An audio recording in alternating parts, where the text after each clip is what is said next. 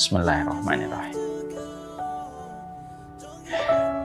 Salah satu di antara bunga-bunga cinta dan gelombang cinta pada kehidupan kita berumah tangga itu apa? Kalau kita mendapatkan keturunan. Tentunya semua fitrah manusia itu sepakat. Rumah yang di dalamnya ada celoteh anak kecil tidak akan sama dengan rumah yang tidak ada celotehnya anak kecil. Dan memang sejatinya Allah menciptakan kita, kalau kita masih berada pada fitrah, kita itu menyukai anak kecil. Makanya maaf, apapun yang dilakukan anak kecil itu selalu membuat kita tertawa. Karena kepolosan dan bersihnya hati mereka dari dosa. Anak kecil itu nangis, kita ketawa. Anak kecil itu jatuh yang tidak berbahaya, kita pun tertawa. Karena pada dasarnya memang anak kecil itu memberikan gelombang cinta yang sangat besar pada kehidupan. Tapi ternyata bagaimana kalau akhirnya kita, ataupun ada orang lah, mereka belum mendapatkan keturunan. Saya terus terang ya, saya pernah melewati masa-masa menunggu keturunan begitu lama. Saya tahu betul bagaimana yang dirasakan ketika kita belum mendapatkan keturunan. Melihat anak orang lain itu terasa senang, tapi terkadang bercampur dengan rasa terenyuh. Ya Allah, saya belum punya anak. Dan itu saya pernah rasakan di dalam kehidupan. Sampai akhirnya Allah memberikan kami dengan banyak keturunan dengan izin Allah. Maka cara menyikapi bagaimana kehidupan berumah tangga ketika kita belum diberikan keturunan oleh Allah, maka setidaknya ada 5 hal yang harus menjadi perhatian kita. Kita tentunya harus paham, bahwasanya yang pertama, sesungguhnya ketentuan untuk mendapatkan keturunan itu bukan kita yang menentukan, tetapi Allah yang menentukan. Hak prerogatifnya Allah memberikan keturunan dan tidak memberikan keturunan. Dan kita tidak bisa melawan hak prerogatifnya Allah. Kita ini hamba yang sangat lemah. Dan kita sangat mengikuti dalam setiap proses takdir yang Allah tentukan dalam kehidupan kita.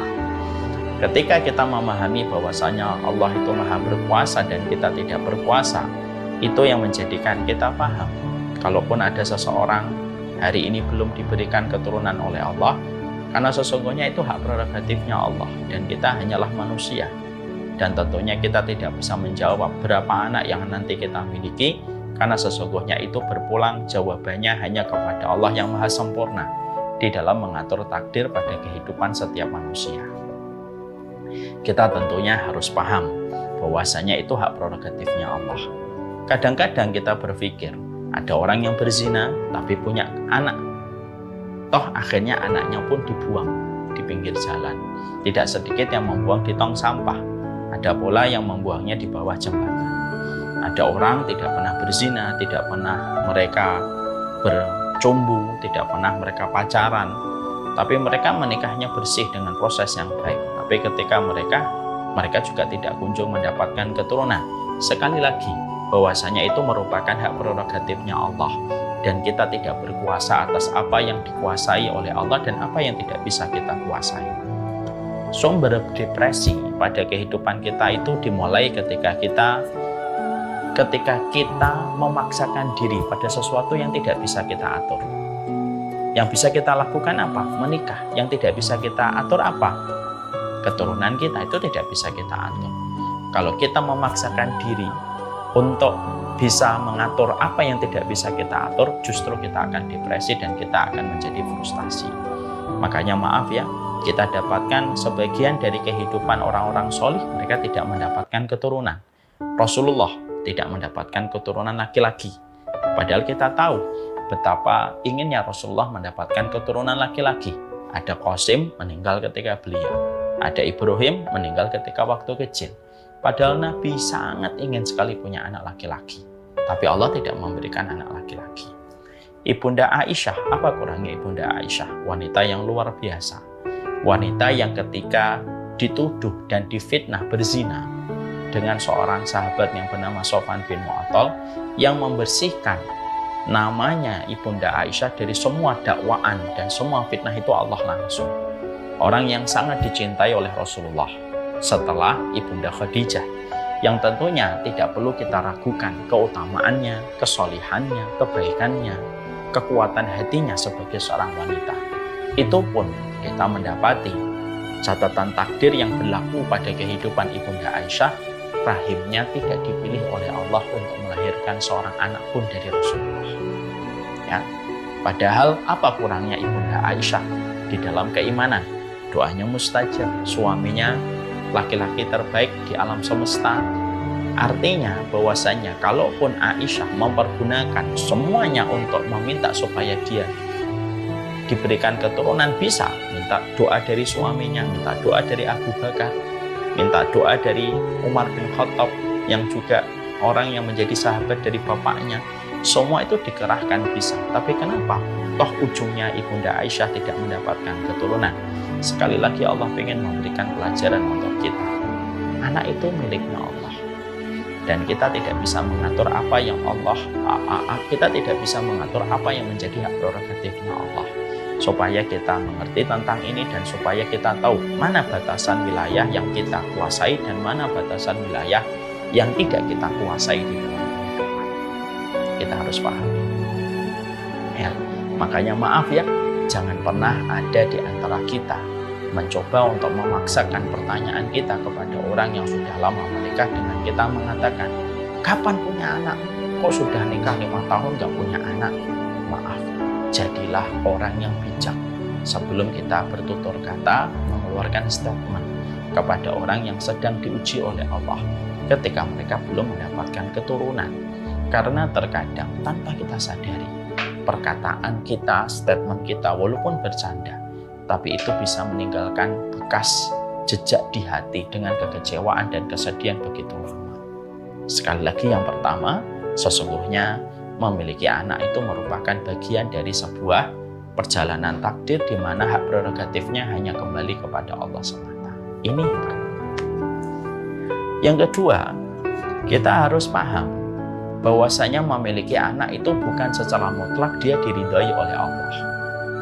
Yang kedua, bahwasanya kalau tidak punya anak itu bukan tanda mutlak bahwasanya dia tidak diridhai oleh Allah. Ini harus kita singkirkan.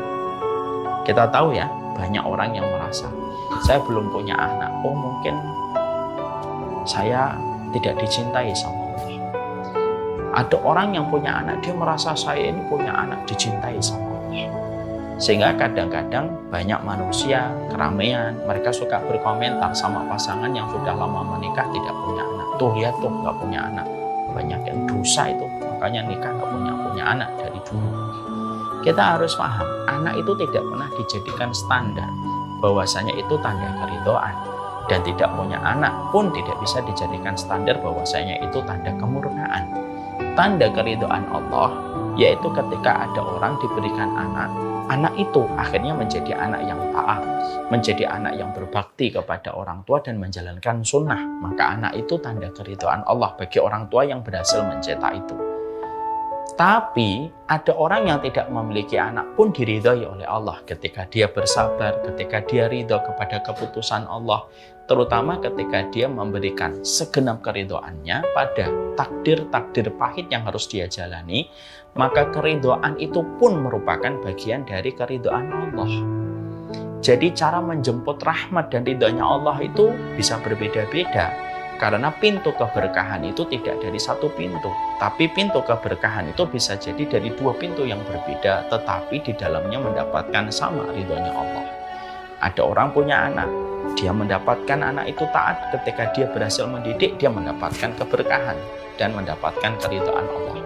Ada yang diuji dengan tidak punya anak, tapi dia ridho, dia tetap senang, dia tetap bergembira dan tetap bersyukur sama Allah. Walaupun ujiannya berat, ketika dia sering menangis di waktu malam pengen punya keturunan, belum punya keturunan, keridhaan yang dia berikan atas takdir yang pahit pun memantaskan dia mendapatkan keridhaan dari Allah. Dan kita harus ingat, tidak setiap punya anak itu pasti berkah. Berapa banyak orang yang mereka punya anak akhirnya dicap oleh Allah dengan kebencian dan kemurkaan. Karena apa? Karena orang tuanya gagal menghantarkan anak itu untuk taat kepada Allah ketika dia diberikan oleh Allah anugerah anak. Ada orang diberikan anak karena zina, bukankah itu bukan tanda keberkahan? Ada orang diberikan anak tetapi dia menyanyiakan anak, bukankah itu tanda ketidakridhaan Allah? Bukankah Rasulullah mengatakan di dalam satu riwayat, atadruna manir rukubu fikum, Kalian itu tahu nggak siapa orang yang mandul? Orang yang mandul itu bukan orang yang tidak punya anak. Orang yang mandul itu adalah orang yang mereka memiliki anak, tapi anaknya tidak memberi manfaat untuk agama Allah. Ini orang yang mandul. Makanya bisa jadi ada orang yang diberikan anak, tapi Allah benci karena dia mandul, tidak memberikan manfaat pada anak yang dia miliki. Ada orang yang tidak mendapatkan anak, justru diridhoi sama Allah karena konsisten untuk ridho dan lapang hatinya terhadap ketentuan takdir ketika dia tahu Allah itu berbuat sesuai dengan kehendaknya dan masyiatnya. Maka yang kedua yang kita harus luruskan adalah kita tidak boleh mengatakan yang punya anak pasti diridhai oleh Allah, yang tidak punya anak pasti ada dosa dan kemurkaan yang Allah berikan kepadanya. Tidak semacam itu. Karena sesungguhnya sekali lagi, bisa jadi punya anak dapat ridho, tapi bisa jadi punya anak justru dapat murka. Ketika memiliki anak justru tidak memberikan kebaikan. Yang ketiga, yang kita harus pahami. Yang kita harus pahami ketika Allah menakdirkan kita tidak punya keturunan, yaitu adalah bagaimana kita memahami hikmahnya. Kenapa Allah itu tidak memberikan kepada kita anak di dalam kehidupan kita dan belum memberikan keturunan pada kehidupan kita, yaitu memahami hikmah. Karena memahami hikmah itu menciptakan selaksa kelapangan pada hati kita. Karena apa? Bisa jadi ada seseorang mendapatkan takdir yang buruk, tapi justru takdir buruk itu yang dia tidak sukai menjadi sesuatu yang disyukuri nanti pada waktu hari kiamat. Contoh, ada banyak orang pada saat ketika dia sedang berjalan, tiba-tiba dia jatuh. Padahal pada saat itu sedang terburu-buru. Pada saat dia jatuh, sedang berjalan, dia tidak suka dengan takdir itu. Tapi baru saja dia berdiri, beberapa meter di depannya tiba-tiba ada kecelakaan, ada mobil sampai menyasar ke trotoar. Yang bisa jadi tadi dia membenci takdirnya ketika dia jatuh padahal sedang terburu-buru, padahal tanpa dia sadari dia sedang diselamatkan oleh Allah dari sebuah kecelakaan. Kita tidak boleh melewati hari-hari yang kita lewati dengan banyak peristiwa dan banyak momen tanpa hikmah yang kita jemput dan harus kita perhatikan. Bisa jadi hikmahnya itu apa? Bisa jadi hikmahnya karena Allah memberikan kepada kita waktu supaya kita lebih dekat kepada orang tua kita. Gimana mungkin selama ini kita kurang dekat dengan orang tua kita? Ketika menikah, sibuk dengan urusan keluarga kecil kita. Akhirnya kita jauh dari orang tua. Allah tahan, kamu belum mendapatkan keturunan karena mungkin Allah ingin memberikan kepadamu kualitas supaya kamu maksimal untuk menemani orang tua dulu. Sampai akhirnya maksimal, akhirnya nanti jatahnya mendapatkan keturunan diberikan sama Allah. Itu bisa jadi. Makanya ada sebuah kisah nyata, ada satu pasangan, mereka tidak mendapatkan keturunan. Tapi akhirnya ketika mereka mendekatkan hubungan mereka dengan orang tuanya dan betul-betul mereka memaksimalkan hari-hari mereka bersama orang tua mereka, setelah berlalu 5 tahun akhirnya mereka mendapatkan keturunan. Itu hikmah. Kadang-kadang kita melupakan hikmah yang bisa ada pada kehidupan kita ketika mendapati ketentuan takdir yang pahit. Hikmahnya bisa jadi supaya antara suami istri ini sering memiliki waktu untuk bertambah cintanya, bertambah romantismenya. Karena bisa jadi ketika dia menikah masih terjadi banyak pertengkaran, cekcoknya akhirnya menjauhnya hati mereka berdua. Allah tahan keturunan buat kalian bisa jadi supaya kalian memperbaiki komunikasi dulu. Kasihan anak kita kalau dilahirkan dari orang tua yang belum selesai urusannya masing-masing ketika mereka menjadi suami istri. Bisa jadi hikmahnya itu. Atau bisa jadi hikmahnya adalah supaya sang suami dan sang istri saling menjadi tim dan support system untuk membantu dakwah. Karena bisa jadi keberadaan kalian berdua dibutuhkan dalam dakwah. Ada banyak hikmah yang harus kita mengerti dan harus kita hadirkan ketika kita di dalam kehidupan ini, ketika belum mendapatkan keturunan. Dan hikmah ini penting. Hikmah ini penting. Atau bisa jadi ada orang yang belum diberikan keturunan karena Allah tahu nih, dua orang ini orang yang baik, pasangan yang taat, pasangan yang baik. Tapi kalau diberikan keturunan, justru nanti keturunan ini bisa menjadi ujian mereka berdua, dan bisa jadi keturunan itu bisa memurtadkan orang tuanya. Kan kita tidak pernah tahu. Masih ingat kisahnya Nabi Khidir ketika Nabi Khidir membunuh anak kecil?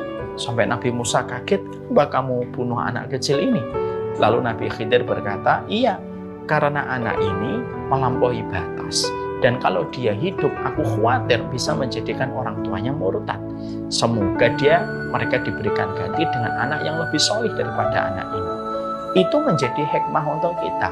Bahwasanya dalam proses seseorang ketika di dalam hidup rumah tangga, mereka belum mendapatkan keturunan. Bisa jadi hikmahnya adalah dua orang ini orang yang taat, dua orang ini adalah dua orang yang solih, dua orang ini adalah dua orang yang betul-betul mengikuti sunnah Rasulullah dari suami istri ini. Tapi mereka dilihat oleh Allah, dua orang ini kalau aku berikan anak, nanti akhirnya menjadi fitnah. Dan ketika nanti menjadi fitnah, akhirnya bisa menjadikan mereka berdua menyimpang dari agama Allah, melenceng dari ketaatan gara-gara fitnah yang datang dari anaknya. Dan itu akhirnya menjadi hikmah pula. Sama kayak Rasulullah. Para ulama itu membahas kenapa Rasulullah SAW tidak mendapatkan keturunan anak laki-laki. Sebagian para ulama mengatakan hikmahnya supaya anak laki-laki ini tidak menjadi fitnah bagi umatnya Rasulullah, sehingga akhirnya mereka mereka melampaui batas kepada anak Rasulullah, sehingga akhirnya bisa jadi menjadi sumber penyimpangan. Karena hikmah itulah Allah tidak memberikan anak laki-laki untuk baginda Nabi. Selalu ada hikmah dalam setiap peristiwa. Dan sesungguhnya tidak ada satu jejak kehidupan kita dalam setiap peristiwa kecuali pasti memberikan hikmah terbaik dalam kehidupan kita. Yang salah bukan takdirnya, tapi yang salah kita yang tidak mengambil setiap hikmah dalam setiap jejak peristiwa yang terjadi pada kehidupan kita.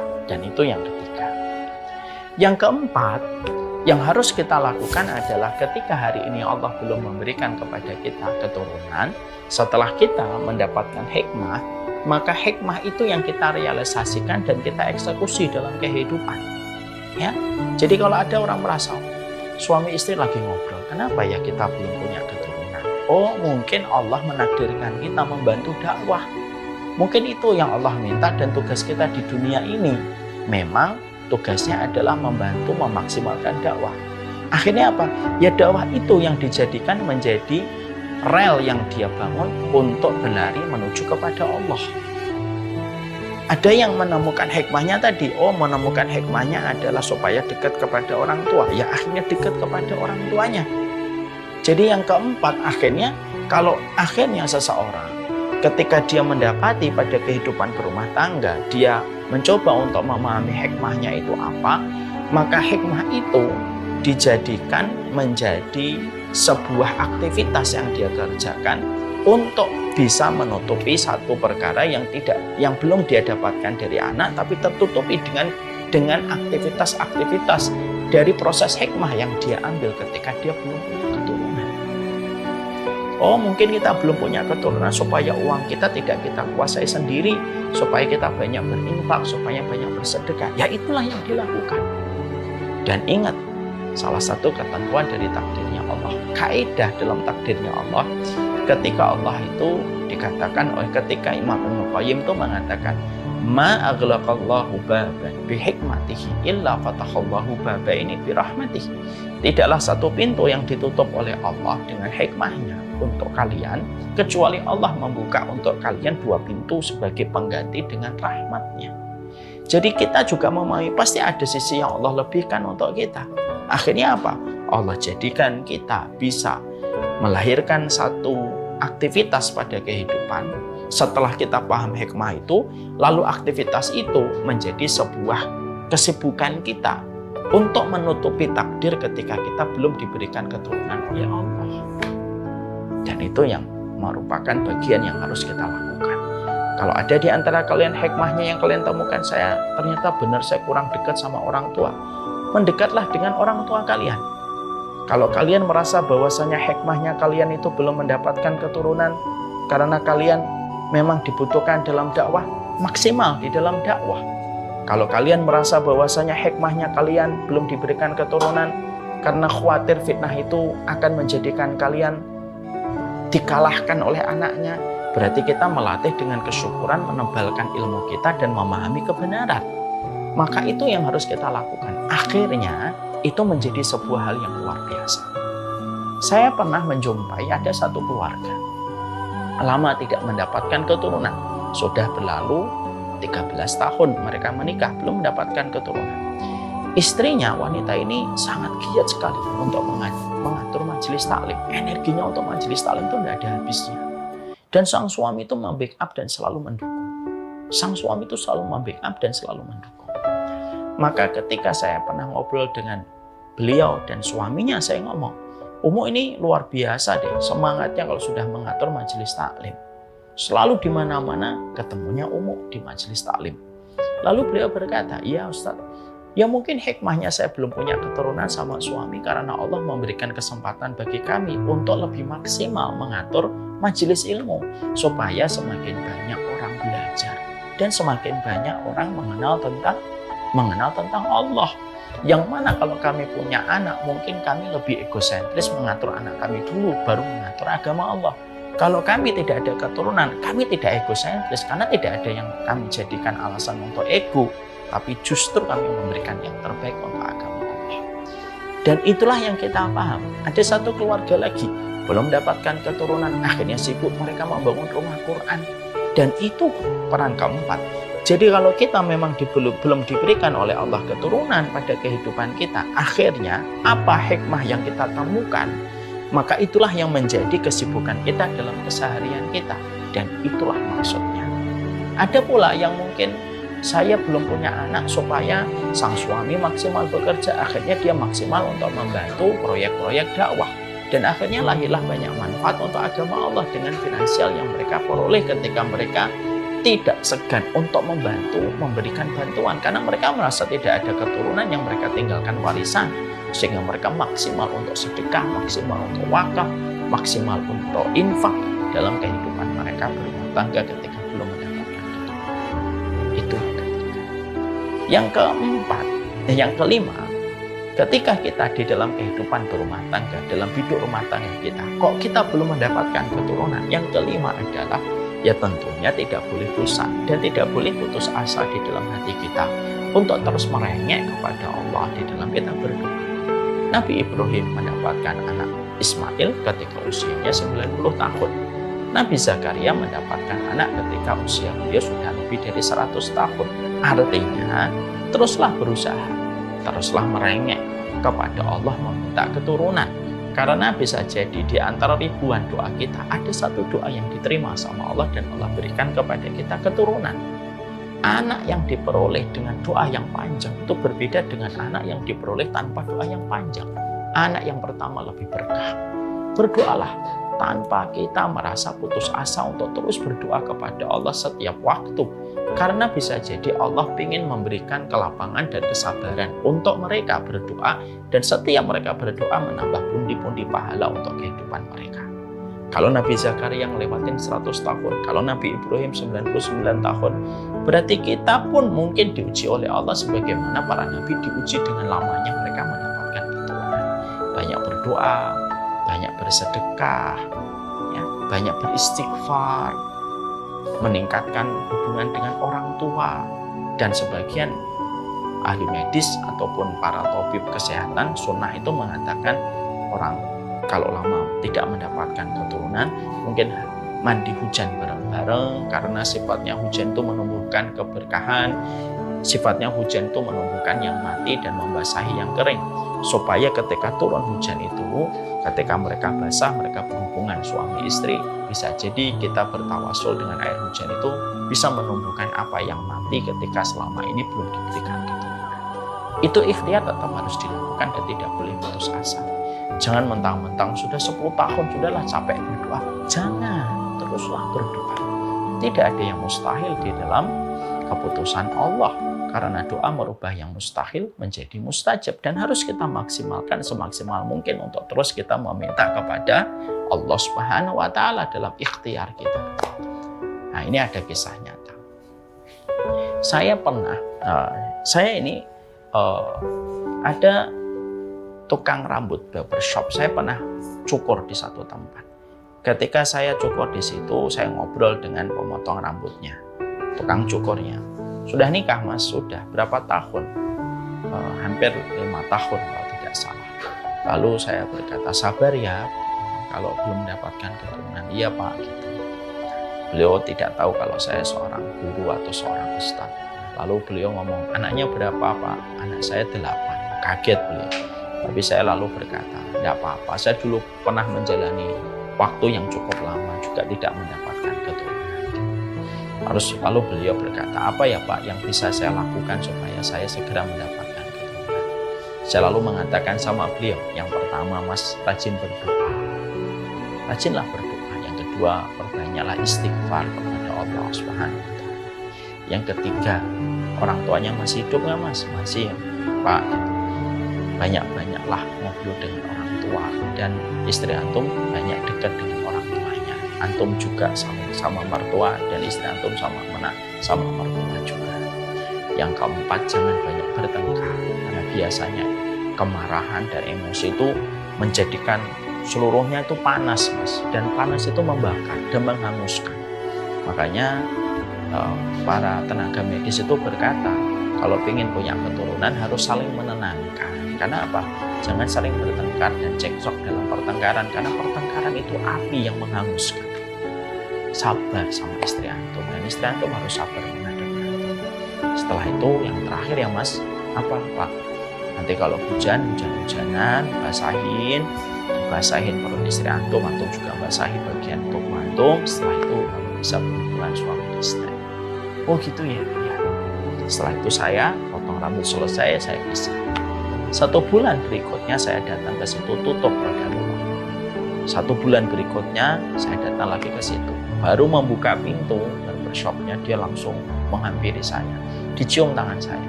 Dan dia baru tahu kalau saya seorang ustadz ketika dia habis ketemu saya, dia scrolling di YouTube dan ketemu saya. Dia berkata, Ustadz Umar kan ya? Iya gitu. Terus dia bilang, Ustadz ya Allah terima kasih atas semua nasihatnya. Sekarang istri saya hamil 1 bulan. Masya Allah. Jadi itu yang bisa kita ikhtiarkan supaya kita tetap berada pada sebuah ikhtiar. Jangan pernah bosan untuk berdoa. Nabi Zakaria tidak pernah mengatakan bosan untuk berdoa. Nabi Ibrahim pun tidak pernah bosan untuk berdoa. Kenalilah, wahai kalian yang saya cintai karena Allah. Kalau kalian hari ini menjadi pejuang garis 2, 5 yang diperhatikan. 1, anak itu prerogatifnya Allah.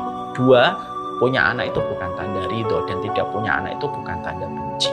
Yang ketiga, ambil hikmahnya itu apa. Yang keempat, ya, hiasi kehidupan antum dengan hikmah yang antum temukan pada poin yang ketiga. Yang kelima, ikhtiar harus terus dilakukan dan harus terus dimaksimalkan. Umur boleh tua, tapi harapan tidak boleh sepuh, dan harapan tidak boleh beruban. Harapan tidak boleh lemah untuk terus meminta kepada Allah. Itulah 5 perkara yang harus kita perhatikan ketika kita belum mendapatkan keturunan. Doa saya mengiringi kalian. Subhanakallahumma wa bihamdika asyhadu an la ilaha illa anta astaghfiruka wa atubu ilaik. Assalamualaikum warahmatullahi wabarakatuh.